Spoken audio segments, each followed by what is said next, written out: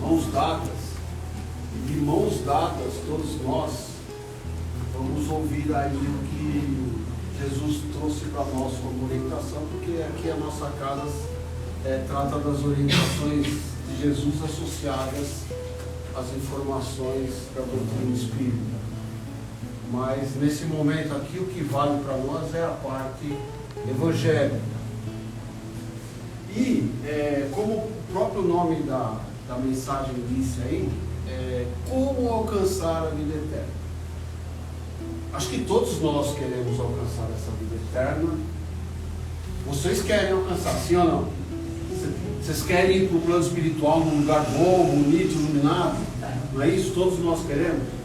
Pode ser hoje? Está vendo como que são as coisas? Então assim, no tempo de Deus, no tempo certo, nós voltaremos para o plano espiritual, né? Como nós já fizemos diversas vezes, mas nós não lembramos. E nós vamos voltar ao plano espiritual, e dependendo do que nós fizermos aqui, nós vamos ter um direcionamento lá no plano espiritual. Então, como alcançar essa luz lá no plano espiritual? Como me dar bem lá no plano espiritual? E isso foi retratado por Lucas, no capítulo 10, versículo 35 a 47, onde ele trouxe um ensinamento muito profundo de Jesus. O que diz esse ensinamento? Diz lá que um doutor da lei, já começa com o doutor da lei, tá? Então, se estamos falando de um doutor da lei, era alguém que conhecia profundamente as leis judaicas. E esse doutor da lei perante Jesus fez o seguinte questionamento: o que eu preciso fazer para merecer essa vida eterna? Para merecer esse plano de luz, no plano espiritual, etc e tal. E aí Jesus olhou para ele e falou: bom, você é doutor da lei, o que diz a lei? E respondeu então o doutor da lei: diz que temos que amar a Deus sobre todas as coisas, com toda a força do nosso coração, com toda a força da nossa alma, tudo que nós pudermos, temos que amar a Deus. E ao próximo como a si mesmo. Foi isso que o doutor da lei respondeu. E Jesus falou: então, faze isso e viverás. E aí vem a pegadinha, porque os nossos amigos lá viviam de pegadinhas. E o doutor da lei pergunta então para Jesus: mas quem que é o meu próximo? Se eu tenho que amar a Deus sobre todas as coisas e ao próximo como a mim mesmo, né? Quem que é o meu próximo? E aí é a primeira vírgula que eu vou fazer. Por que ele perguntou isso? Porque os judeus naquela época, eles entendiam que eles eram o povo de Deus, que eles eram os escolhidos de Deus. Então quem não fosse judeu estava fora daquele círculo de proximidade. Com isso ele queria o quê?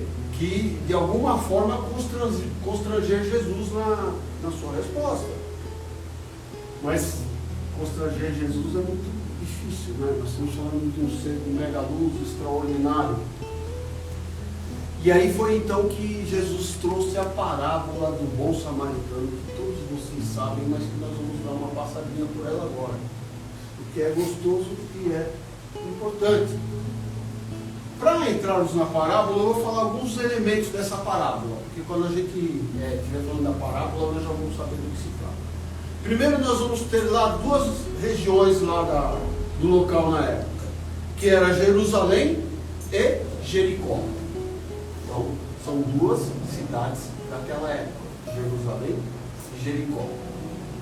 Além dessas cidades, aparece na parábola, mais 4 personagens, que eu diria que são os 4 protagonistas da história, e que vão dar todo o fundamento para a história. Por que eu estou falando das cidades? Porque Jesus começa a parábola dizendo que um homem descia de Jerusalém para Jericó. Um homem descia de Jerusalém para Jericó. E aí, curiosamente, eu fui lá olhar a distância. Qual seria a distância de Jerusalém para Jericó? E aí eu vi que são 25 quilômetros. Então, hoje em dia está facinho, está mole, você chama um Uber, né? né? Chama o Uber, você está com o seu carrinho, pega o metrô, 25 quilômetros é nada. Naquela época, eles iam lá, pé, nesse trajeto Jerusalém-Jericó. O que representa esse trajeto? Esse trajeto aí é uma rota comercial. Era uma rota de, vamos dizer, onde as pessoas passavam constantemente, porque era uma rota comercial. E aí, Jerusalém, vamos falar um pouquinho de Jerusalém. Jerusalém naquela época era onde ficava o templo. Ficava o templo lá. Então Jerusalém, no conceito dos judeus, no entendimento dos judeus, era uma região espiritualizada, era uma região religiosa. Essa é a Jerusalém daquele tempo. Aí naquele mesmo tempo falamos de Jericó. O que a gente encontra em Jericó? Uma cidade extremamente comercial, extremamente rica, extremamente opulenta, portanto, no conceito dos judeus, considerada como uma cidade materialista.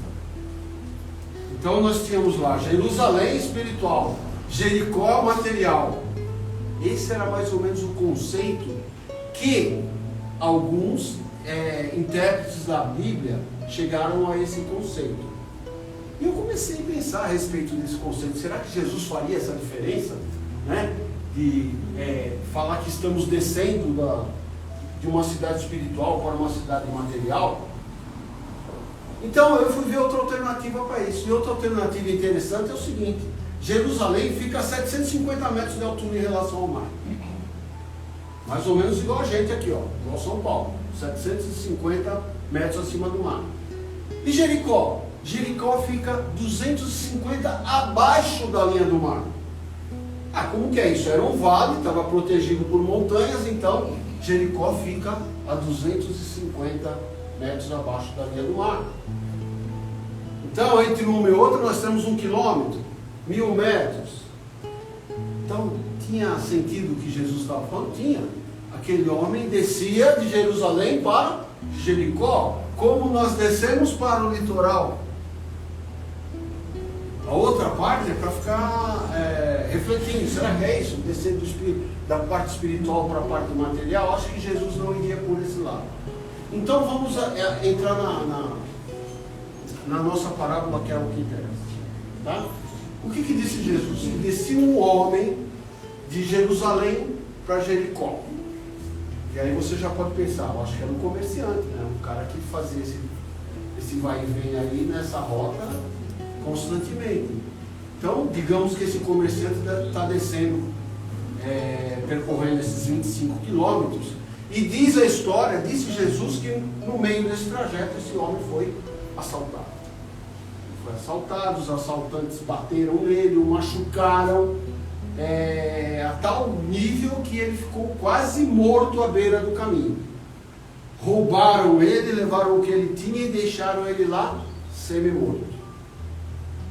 E aí passaram alguns personagens, que são aqueles personagens que eu falei. Primeiro passou um sacerdote.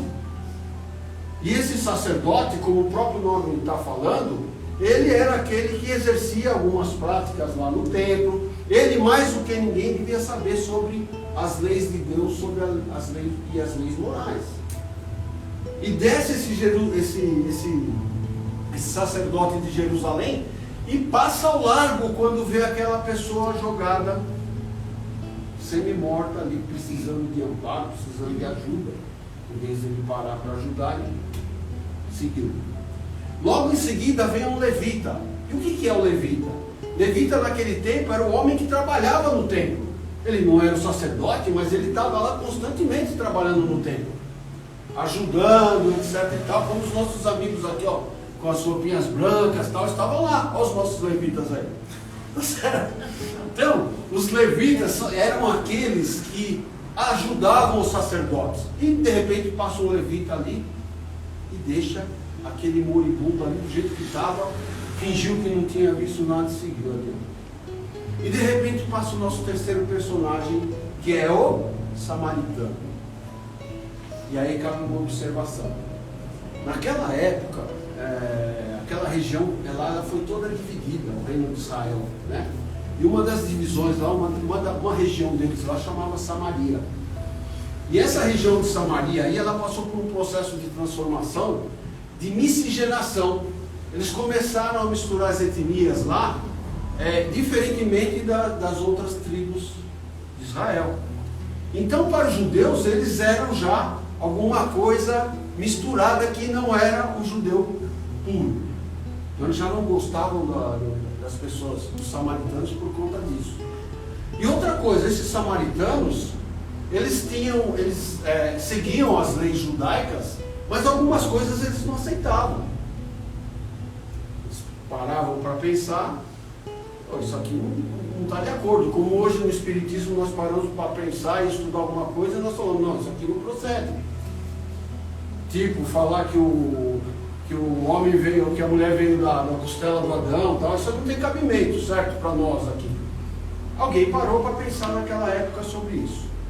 Bom, e aí de repente veio o nosso amigo samaritano passando por ali, ele que era uma escória dos judeus, que ninguém considerava, que era aquele que não prestava, parou ali e com misericórdia e com compaixão atendeu aquele homem que estava estendido.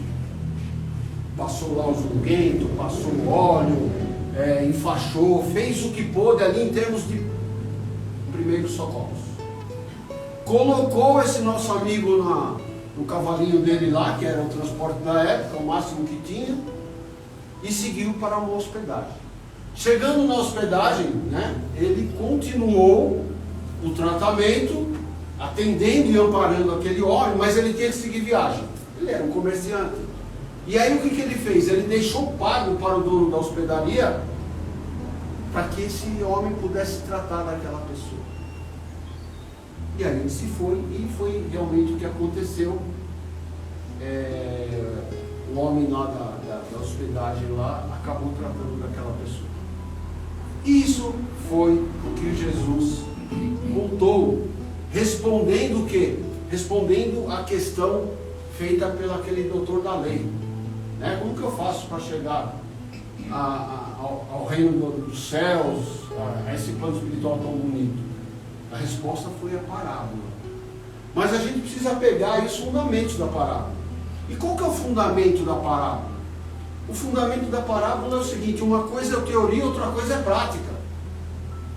É muito diferente. Todos nós sabemos aqui, em qualquer tipo de atividade, qualquer coisa que você faça, uma coisa é você saber da teoria, outra coisa é praticar. Tem um vale, é imenso o vale. Então nós temos uma grande capacidade de entender a parte teórica. A gente vem aqui no Centro Espírita, escutamos as palestras, estudamos, recebemos informações, assim como acontece na Igreja Católica, com os protestantes, o bandista, seja o que for. As pessoas comparecem e o que elas absorvem? Conhecimento. A gente vem aqui e acaba absorvendo conhecimento. Ou seja, eu começo a separar o certo do errado. Essa é a teoria, mas como que eu pratico isso? Porque o sacerdote teve dificuldade de praticar. E ele era o top da religião naquela época. O levita que estava lá todo dia teve dificuldade de praticar, e ele sabia o que era para ser feito. E aquele, Jesus sempre pegava o extremo, para dar exemplo.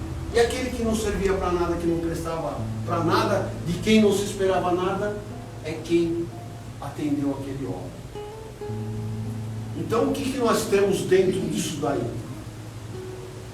Que algumas coisas, alguns itens são importantes para nós, mas a gente tem que dar o devido peso para essas coisas. Vir ao centro espírita, ir à igreja, ir a qualquer instituição, cuidar da parte espiritual, é importante. Todo mundo sabe que é importante. Mas isso aí tem um peso. Não é verdade? Ter fé, acreditar, é importante? Mas isso tem um peso. Procurar me modificar como pessoa, fazer reforma íntima, etc. Tal, é importante? Sim, é importante. Mas tem o seu peso. Bom, agora eu vou pegar um exemplo. Se eu quiser me tornar um engenheiro, eu vou fazer um vestibular em uma faculdade de engenharia e os pesos das disciplinas lá são diferentes. Ele vai falar para você, ó, você vai fazer a parte de matemática aqui, isso aqui pesa mais para mim. Você vai fazer engenharia, cara. Aí português é importante, mas pesa menos. Ciências é importante? Sim, você vai ter que mostrar que sabe ciência, mas pesa menos. O que pesa mais do que isso? Matemática, física, química. Então esses pesos são diferentes, só para a gente entender. Então tudo que eu falei aqui com relação às nossas conquistas espirituais são importantes. Mas o que pesa mais? O que é mais importante nessa questão de seguir para esse lugar bonito lá no mundo espiritual? O que pesa mais são os bons sentimentos. Por que os bons sentimentos pesam mais? Porque eles modelam as nossas ideias. E as nossas ideias modeladas é que se transformam em prática, em dinâmica, em ação. Então tudo nasce do nosso sentimento. Eu sinto, penso e faço. Sinto, penso e faço. Então o que é importante? O que pesa mais? Pesa mais o sentimento. É isso que pesa. Existem pessoas que nunca pisaram num centro espírita, não sabem nem o que é. E muito menos numa igreja, ou seja lá o que for. E no entanto, essas pessoas têm um sentimento tão profundo, um sentimento tão desprendido, né, que acaba valendo mais do que pessoas que constantemente estão indo a instituições, estão ajoelhando, estão rezando com práticas exteriores. Ou seja, práticas exteriores, o peso é zero. Você vai mostrar uma coisa e não está sentindo aquilo. O que nós temos que fazer são sentir as coisas. E aí Jesus pergunta para aquele nosso amigo lá, doutor da lei: o que te parece desses três aí? Quem que é o próximo? E o doutor da lei respondeu: o próximo é o que teve misericórdia, é o que teve compaixão, que atendeu aquela pessoa. E Jesus falou: é isso mesmo, vai e faz a mesma coisa. Então, se nós quisermos, se nós estamos aqui para isso, para buscar o nosso burilamento, para merecermos um lugar melhor lá no plano espiritual, então nós temos que pegar como padrão o bom samaritano. Isso aí é 10 ou é 5? 10. 10? Tá bom. Então o nosso padrão, o nosso exemplo, mesmo que eu venha constantemente aqui no centro espírita, mesmo que eu seja uma pessoa fervorosa, enfim, alguém me falou lá no centro espírita que eu tenho que fazer caridade, eu faço, mesmo assim eu tenho que trabalhar o quê? Os meus sentimentos, para que isso seja uma verdade, não uma coisa exteriorizada, não a hipocrisia, que eu faço para os outros verem, mas eu não estou sentindo aquilo que eu estou fazendo. Então aqui, dentro do centro espírita, o que mais vocês vão ouvir é que fora da caridade não há salvação. E o que aconteceu com aquele samaritano? Ele foi o único caridoso ali. O único que, independente de qualquer outra condição, parou para atender. Ele não perguntou ali se era um judeu puro, se era advogado, se era juiz, ele não perguntou nada disso. Ele simplesmente atendeu.